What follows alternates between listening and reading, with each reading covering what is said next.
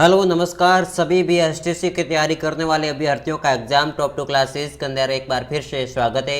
आज की क्लास रहेगी साथियों राजस्थान सामान्य ज्ञान की जो बहुत ही महत्वपूर्ण प्रश्न है इसके अंदर। तो बढ़ते हैं आगे इसी प्रकार से। देखिए सबसे पहले मैं आपको बता देता हूँ कि हमारे टेलीग्राम ग्रुप से जुड़ने के लिए मैंने डिस्क्रिप्शन बॉक्स में दिया, वहाँ पर आप जाकर जुड़ सकते हो टेलीग्राम से, और व्हाट्सएप ग्रुप का भी लिंक है वहाँ पर आप जाकर जुड़ सकते हो, ताकि आपको जैसे ही क्लास खत्म हो गई तो ये पीडीएफ फाइल आपको वहाँ पर शेयर कर दी जाएगी, तो आप डाउनलोड कर सकते हो आराम से। इसी प्रकार से बढ़ते हैं आगे। देखिए सबसे पहले क्वेश्चन आपके सामने नजर आ रहा होगा।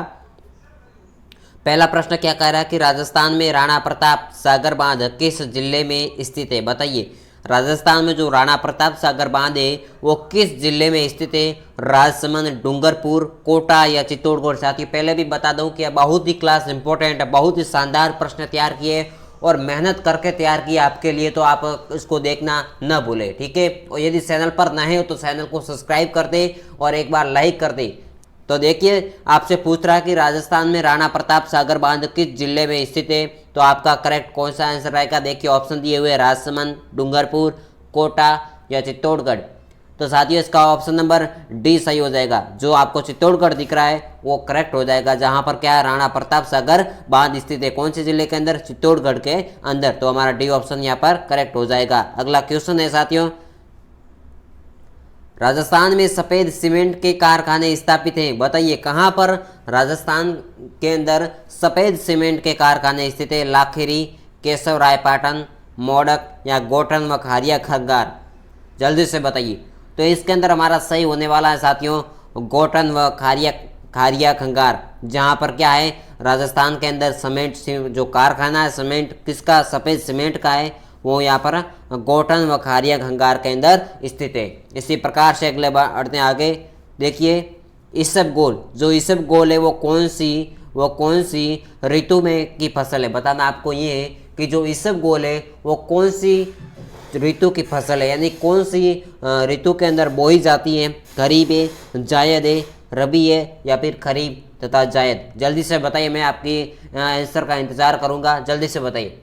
तो फटाफट आंसर बताइए। तो इसका सही आंसर होने वाला साथियों ऑप्शन नंबर सी रबी की फसल। जो रबी की फसल है, रबी की ऋतु है, उसके अंदर कौन सी इसबगोल की फसल उगाई जाती है। अगला क्वेश्चन है, निम्न में से कौन सी खरीफ फसल है? आपको ये बताना है कि कौन सी भाई खरीफ फसल के अंदर बोई जाती है। इनमें से कौन सी फसल है जो खरीफ ऋतु के अंदर बोई जाती है? गेहूं, चना, सरसों, मूंगफली? बताइए जल्दी से बताइए, इनमें से कौन सा करेक्ट आंसर रहेगा? तो इसके अंदर मूंगफली है, जो आपको ऑप्शन दिख रहा है डी ऑप्शन है मूंगफली, वो क्या है खरीफ फसल के अंदर बोई जाती है। जो खरीफ ऋतु है उसके अंदर कौन सी फसल बोई जाती है? मूंगफली है, डी ऑप्शन हमारा करेक्ट हो जाएगा सर। इसी प्रकार से अगले बढ़ते हैं आगे।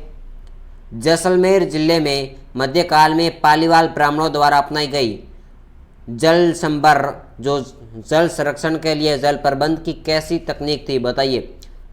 यानी जैसलमेर के अंदर जो मध्यकाल में पालीवाल ब्राह्मण थे उनके द्वारा जल संरक्षण के लिए जो जल को एकत्रित करने और जल को प्रबंधन करने की कैसी तकनीक यानी कौन सी विधि अपनाई गई थी? तो खड़ीन, तालाब, नहर या फिर झील? तो इनमें से ऑप्शन नंबर कौन सा सही हो जाएगा? जल्दी से बताइए। तो साथियों खड़ीन है, उसके अंदर ए ऑप्शन हमारा सही होगा, जो क्या पालीवाल ब्राह्मणों द्वारा अपनाई गई जल संरक्षण एवं जल प्रबंधन की विधि थी, ठीक है। खड़ीन हमारा सही ऑप्शन यहाँ हो जाएगा। इसी प्रकार से बढ़ते हैं आगे। राजस्थान में परंपरागत जल संरक्षण के रूप में बेरिया या सोटी कुई किन जिलों में है? बताइए। जयपुर व अजमेर, कोटा व बूंदी, बाड़मेर व जैसलमेर, चित्तौड़गढ़ व भीलवाड़ा? तो इनमें से कौन सा सही रहेगा ऑप्शन आपका? जल्दी से बताइए। तो इनमें से करेक्ट आंसर होने वाला है वह बाड़मेर व जैसलमेर, सी ऑप्शन हमारा सही हो जाएगा, सी ऑप्शन। क्या आप प्रश्नों को समझिए ध्यान से कि राजस्थान में परंपरागत जल संरक्षण के रूप में बेरिया या छोटी कुई, साथियों वो तालाब के किनारे बनाई जाती थी कुई के रूप में, ठीक है। तो वो कहाँ कौन से जिलों के अंदर बनाई गई थी? बाड़मेर व जैसलमेर के अंदर, ठीक है। सी ऑप्शन हमारा सही हो गया। इसी प्रकार से आगे बढ़ते हैं। जयपुर को किस परियोजना से पेयजल की आपूर्ति होती है? बताइए। जयपुर को किस परियोजना से पेयजल की आपूर्ति होती है? बिसलपुर परियोजना, माहिब परियोजना, जाखम परियोजना या फिर संबल परियोजना? तो इनमें से करेक्ट आंसर होगा बिसलपुर परियोजना, क्या बिसलपुर परियोजना है? वो ऑप्शन नंबर हमारा सही हो जाएगा ए, जिसके अंदर बिसलपुर परियोजना से जयपुर को क्या मिलता है? पेयजल की आपूर्ति होती है। इसी प्रकार से बढ़ते हैं आगे। अगला क्वेश्चन है साथियों, जवाहर सागर व कोटा अभ्यारण्य में किस वन्य जीव का संरक्षण होता है? रीछ का, गोडावन का, बघेरा का या घड़ियाल का? बताइए जल्दी से। जवाहर सागर व कोटा अभ्यारण्य में किस वन्य जीव का संरक्षण होता है?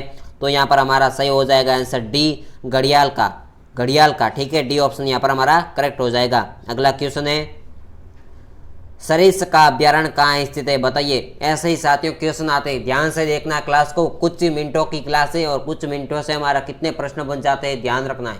ठीक है, स्किप मत करना। सरिस, तो क्या प्रश्न आपसे, सरिस का अभ्यारण्य कहाँ स्थित है? जयपुर, जोधपुर, अलवर, अजमेर? जल्दी से बताइए।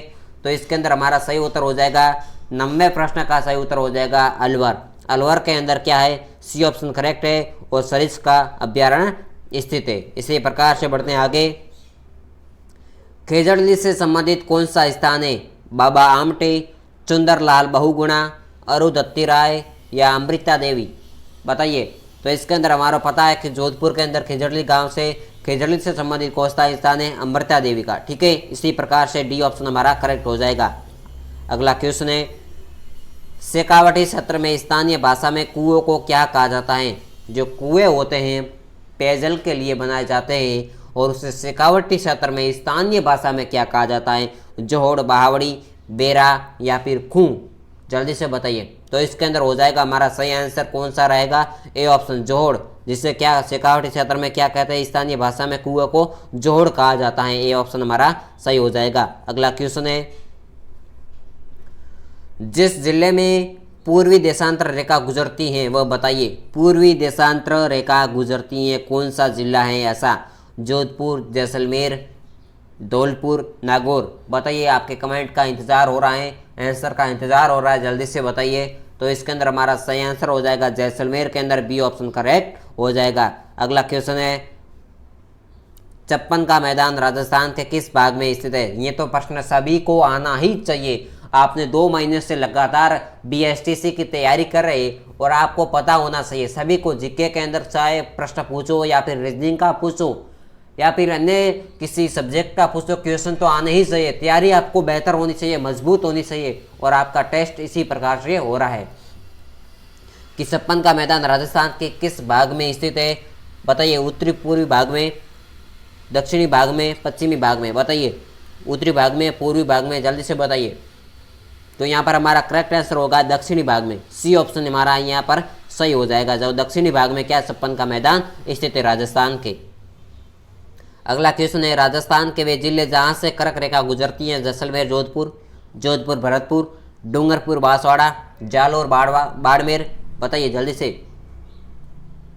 तो डूंगरपुर और बांसवाड़ा में कर्क, जो क्या कर्क रेखा गुजरती हैं, सी ऑप्शन हमारा करेक्ट हो जाएगा। जो ऐसे राजस्थान के 2 जिले हैं जहाँ डूंगरपुर और बांसवाड़ा, ये 2 ऐसे जिले जहाँ से, राजस्थान के 2 ऐसे जिले जहाँ से कर्क रेखा गुजरती है। इसी प्रकार से अगला क्वेश्चन है, राजस्थान में सबसे ऊंचा पर्वत शिखर किस जिले में है? जालोर, नागौर, सिरोही या सीकर? बताइए। राजस्थान में सबसे ऊंचा पर्वत शिखर किस जिले में है? जालोर, नागौर, सिरोही, सीकर?